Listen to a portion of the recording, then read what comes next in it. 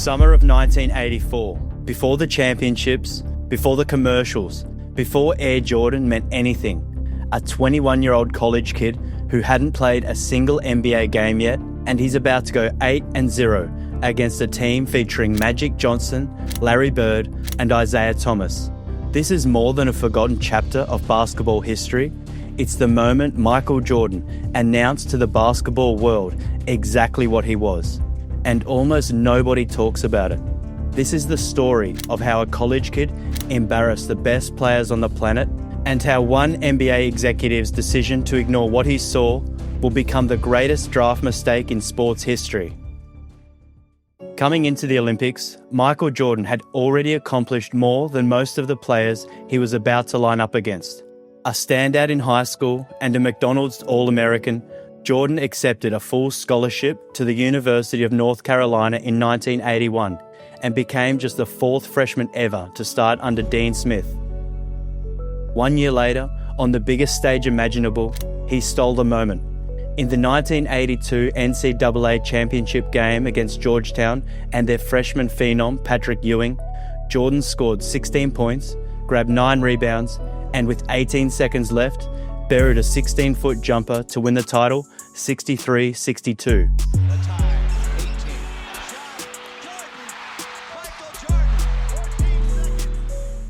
By his sophomore season, MJ was named College Player of the Year by the Sporting News. As a junior, he repeated as Player of the Year and added both the Naismith and Wooden Awards to his resume.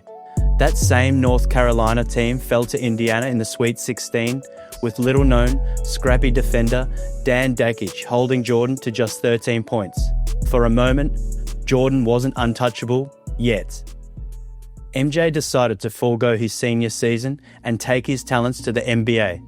But before he could dominate the world's best professionals, he had to survive one of the most ruthless tryouts in basketball history, run by a coach who wouldn't hesitate to cut a future Hall of Famers.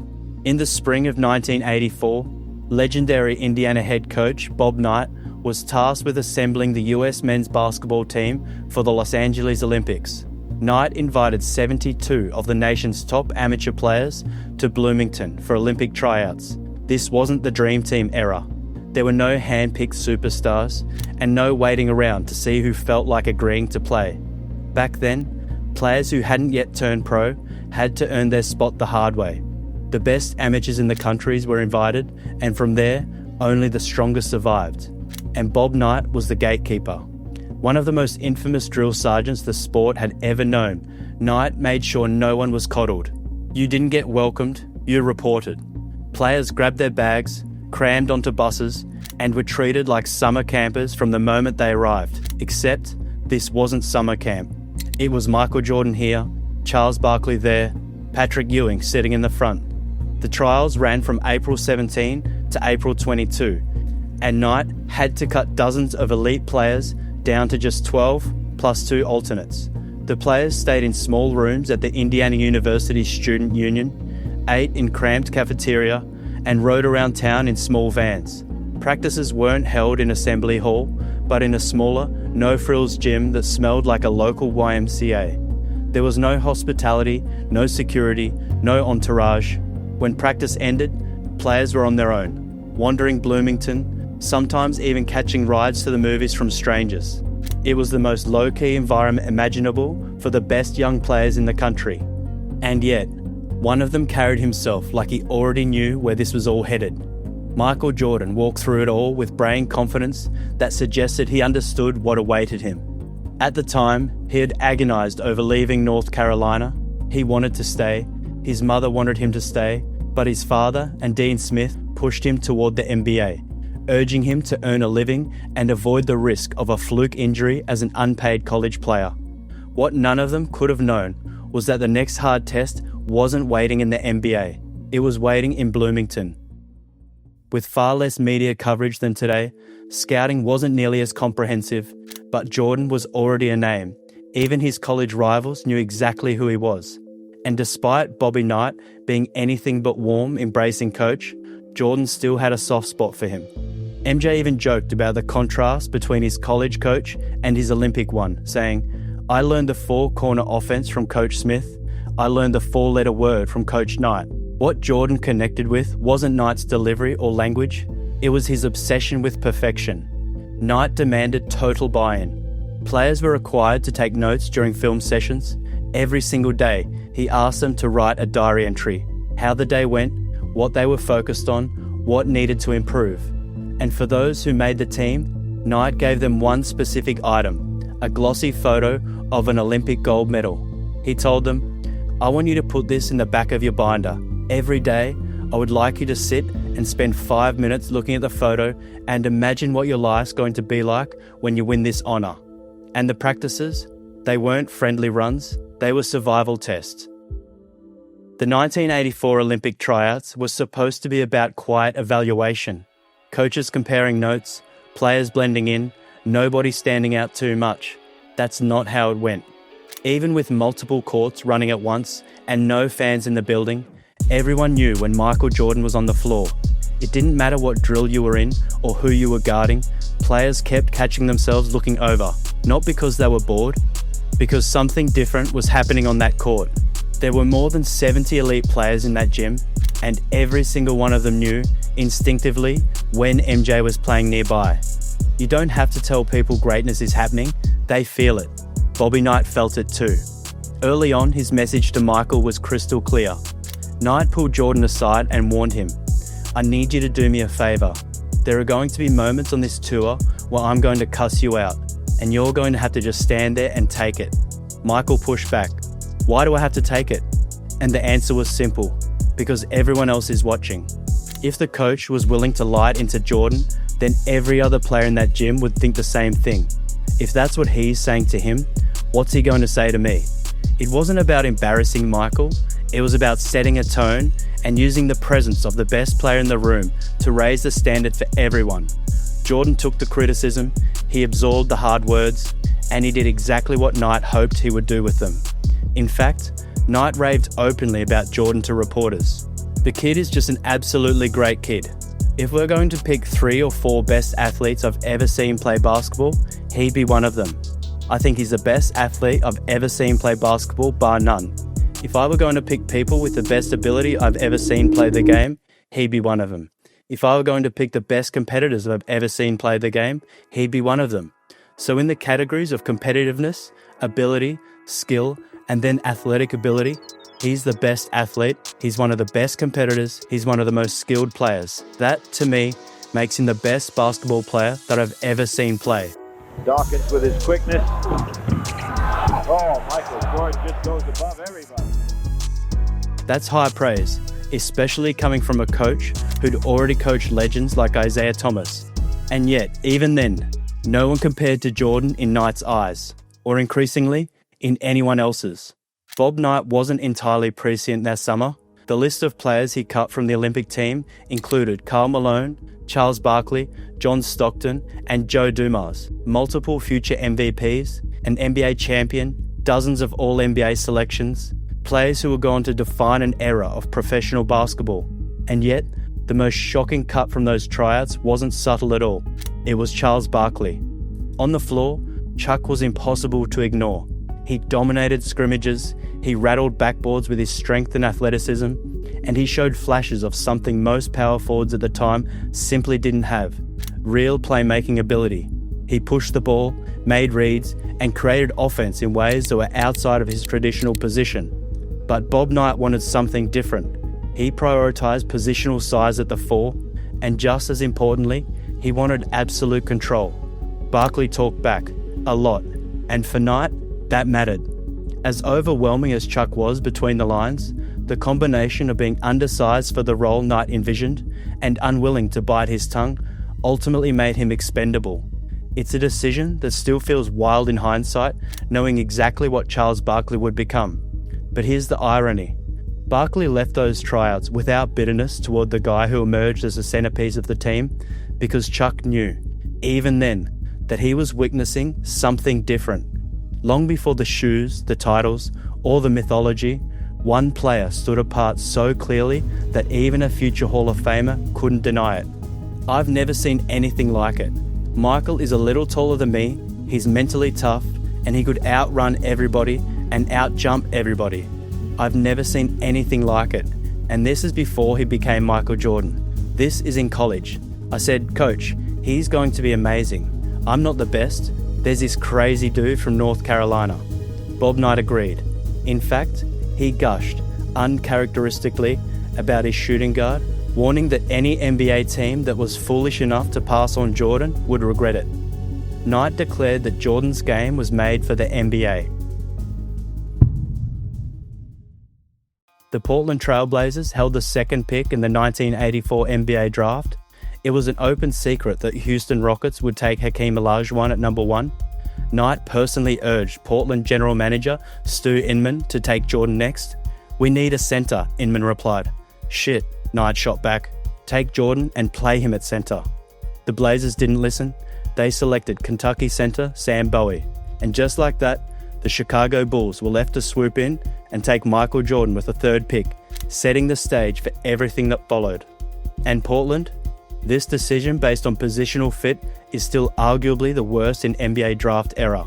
Chicago Bulls pick Michael Jordan of the University of North Carolina. To get Team USA ready for the 1984 Olympics, the program scheduled a brutal test. 8 exhibition games, 8 matchups against NBA All-Stars. This was where amateurs were supposed to be exposed, and where Michael Jordan announced he was ready for the league. The NBA didn't send a throwaway group. The rosters included Magic Johnson, Larry Bird, Isaiah Thomas, James Worthy, Clyde Drexler, Bill Walton, Kevin McHale, Danny Ainge, and Robert Parrish. Not every star played every game. Some rotated in and out, but the talent level was unmistakable. On paper, this shouldn't have been close. Team USA was made up of players who were still amateurs or fresh off their college careers. Michael Jordan, Patrick Ewing, Chris Mullin, Steve Alford, Vern Fleming, Joe Klein, John Konchak, Sam Perkins, Alvin Robertson, Wayman Tisdale, Jeff Turner, and Leon Wood. That wasn't a roster of nobodies, but they also weren't NBA veterans, and they definitely weren't all-stars. It didn't matter. From the opening tip, the NBA players struggled to keep up, especially with Jordan. The All-Stars reportedly looked out of shape, unable to match the pace and pressure of the young Olympians. And when it came to Michael, there was no answer at all. If defenders tried to stay in front of him, he blew past them. If they cut him off, he jumped over them. These scrimmages became a preview of what was coming. Jordan didn't dominate every single moment early in the exhibition run, but even in quieter games, the flashes were unmistakable. Larry Drew, then a guard for Kansas City and a future longtime NBA coach, faced Jordan during one of those matchups. MJ finished with just 16 points, but during a decisive 19-2 run in the second half, he drilled a 17-foot jumper, threw down a dunk, and calmly knocked down 4 free throws. That was enough. Jordan, back is Magic Johnson, and there you saw Michael Jordan's tremendous skills. Drew later recalled, "To be perfectly honest, I had not really heard of Michael Jordan much. We played them, and I just remember I called my brother after the exhibition game and I said, 'There is a kid playing on this USA team. I just played against him, and we're going to hear a lot about him in the league.' Jordan wasn't satisfied. He knew he had more, and he had the perfect stage to show it. More than 15,000 fans packed the Greensboro Coliseum. Many came to see former North Carolina legends like Phil Ford, Walter Davis, James Worthy, and Bobby Jones on the NBA All-Star side. What they got instead was an early statement. The Olympians jumped out to an 8-2 lead in the first 4.5 minutes and put the game out of the question in the third. Playing in his backyard, Michael Jordan poured in 25 points, leading Team USA to a 96-85 win over the NBA pros. Afterward, Portland forward Kenny Carr didn't mince words. Michael Jordan makes a team a great team. I would hate to see the outcome if they didn't have him. And when it came time to close the tour, Jordan made sure there was no ambiguity about who the moment belonged to. Excellent defensive play. Michael Jordan on Reed! What a play! Alford made a nice play. Facing another NBA All-Star squad, he dropped 27 points in an 84-72 win, keeping Team USA undefeated in exhibition play. He did it with ruthless efficiency, 9 makes on 14 field goal attempts and 9 of 12 from the free throw line. Against seasoned pros on the final stage of the run, Jordan didn't just hold his own, he put an exclamation point on the entire process. Jordan baseline, he locked it high. Phil Hubbard, who also faced Jordan during those scrimmages, would later see his own NBA career end at Michael Jordan's hands. When Jordan hit the shot against Cleveland in the 1989 playoffs, he gives to Jordan. Jordan to the circle, puts the shot in the air. Good! The game's over, and the Bulls have won. Hubbard said, "Playing against him with Team USA, you got the first real sense that he would become a great player, but I don't think anyone was able to tell just how great. It was obvious he had a game that was better suited for the NBA, and he was able to make some incredible plays. He definitely showed some things out there."